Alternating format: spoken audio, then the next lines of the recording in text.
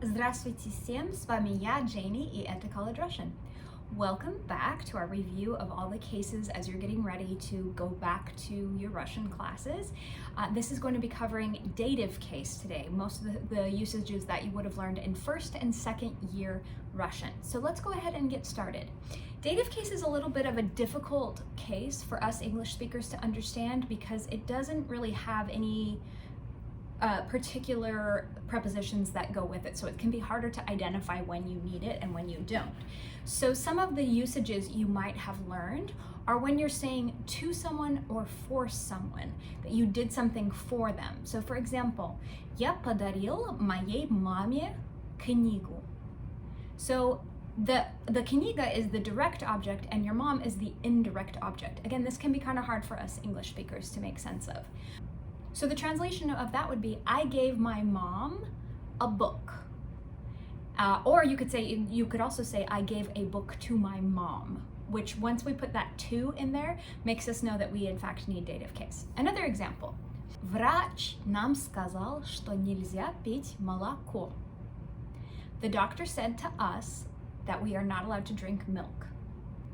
Another example would be, Максим делает детям большой сюрприз. So Maxime is doing a big surprise for the kids. Another usage of dative case that you would have learned pretty early on in your Russian studies is that you need a dative case to express age. So you're literally saying, to me there are this many years. Мне 36 лет. Or you might say, сколько лет вашему сыну? How many years to your young son? Another usage that you would have learned is that you need dative case to express necessity, like надо, нужно, and possibility or impermissibility, such as можно and нельзя. Например, маленьким детям нельзя пить вино. Моей сестре надо искать новую квартиру. My sister needs to look for a new apartment. So hopefully that was just a basic review and it jogged your memory just a little bit about the endings and what you're looking for dative case. Now in the next bit of this video, we're going to be doing a bit of a quiz and it's going to go a little bit more in depth. Okay, so we're going to start our quiz portion of our dative case review. Just to remind you, the dative case is the кому, чему. We use it with indirect object to say to someone or for someone, as we've already talked about.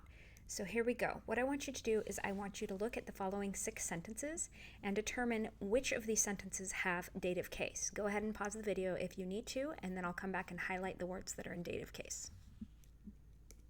Okay, so we have врач посоветовал пациенту не пить. So he recommended to the patient to not drink. Next one, моим друзьям нравится TikTok. So remember, when you're saying to like in Russian, you're saying something is pleasing to somebody. And the fact that we say to somebody tells us we need dative case. Next, я послал моей подруге письмо о моей сестре. So I sent to my sister a letter about my sister. Interesting that both of these are actually very similar, but we know that this one is the indirect object, and then this one is in prepositional case because of the о. Next, мы ходили по всему городу. We have the prefix по that always needs dative case, and that's why this masculine here is getting dative case.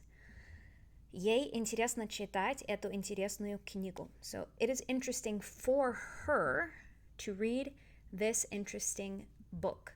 So just because we're having some oohs around here, that doesn't mean we're getting dative case. That's a little tricky. This is actually accusative case because it's the direct object. You read a book. And then because we're saying for her, that's why we're getting dative case here. Марии нужны новые джинсы. For Maria, new jeans are necessary. So that's how you express need in Russian. If something is necessary for somebody. And again, when you have to somebody or for somebody, you're going to get dative case. So what I want you to do here is look at these sentences and try and determine which of them would need dative case once you translate them into Russian. Big thing here is don't translate word for word. You will get yourself in trouble if you try and translate things word for word. But all of these formations you should have learned in your second year of Russian. So take a moment, pause the video if you need to, and write down your answers, then we'll check your work. Okay. So, my son doesn't like chocolate. Again, we know that like makes dative case because it's not pleasing to my son. So, моему сыну не нравится шоколад.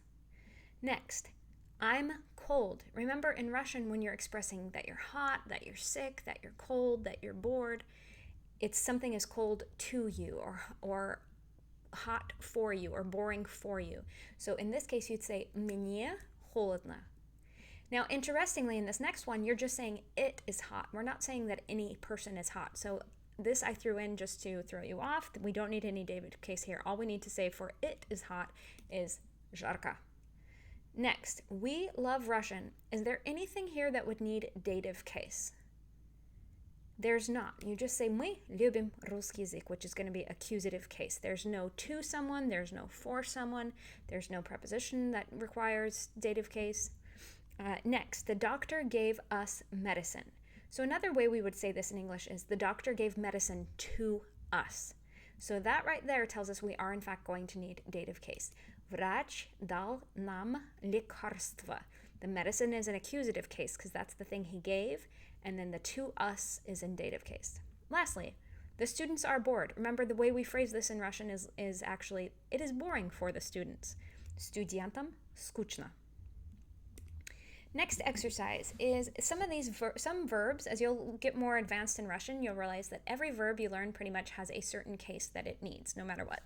So, звонить, for example. How would you put the words in parentheses into dative case? Pause the video if you need to while you check your case chart. So, я позвонила всем моим друзьям, чтобы поздравить их с Новым годом. So somebody you might often call is маме. Я часто звоню маме. Я часто звоню моему брату. So on and so forth. Another verb that you may have learned in second year that always requires dative case is помогать.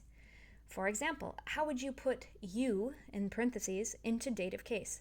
Я могу помогать вам с английским языком. Next, how would you put these words into dative case? Пение на языке помогает, so singing in a language helps your pronunciation. The thing that it helps is going to get dative, so it would be пение на языке помогает вашему произношению. And lastly, prepositions that require dative case that you would have learned in second year. The first one is по. По is a great preposition. It can mean a lot of different things, but when it's used with dative case, it means all along or around. So this is a famous movie. For example, Я шагаю по Москве. Шагаю means walk or step. So this movie would be translated as I walk all around Moscow. Another example of по is по meaning to be on the topic of something. So here we have шпаргалки. Шпаргалки are little like cheat sheets that help students get ready for their final exams. So look at the topics that we have шпаргалки for. Шпаргалка по истории, шпаргалка по физике, шпаргалка по русскому языку, шпаргалка по математике. Lastly, the preposition к. Now, in first year, you would have learned how to say to go to a place. Например, я еду в Россию. Well, in second year, you learned that when you're going to a person, you're going to get к. So, for example, идем к врачу. We're going to the doctor. Another famous place that you might go to, a person you might visit in Russia, is бабушка. Едет, мышонок Тим едет к бабушке. So notice that, for example, if you say мы едем на дачу к бабушке, the place you're going to is getting accusative case, and the person you're going to is getting к plus dative case. Great, now for your homework. So remember that you can write your answers to these questions down below in the commentary, or even better, record a video of yourself on your own channel and post it as a link down below in the commentary so that I and other viewers can see what you said and possibly help you with your grammar and correct your mistakes. Also, don't be afraid to do this. Everybody who learns a new language had to start at 0, and we all made a fool of ourselves and we were all scared. So you will not get better in speaking unless you suck it up and you're brave and you just try. Не стесняйтесь. Хорошо, первый вопрос. Сколько вам лет и сколько лет вашим родителям? Номер 2.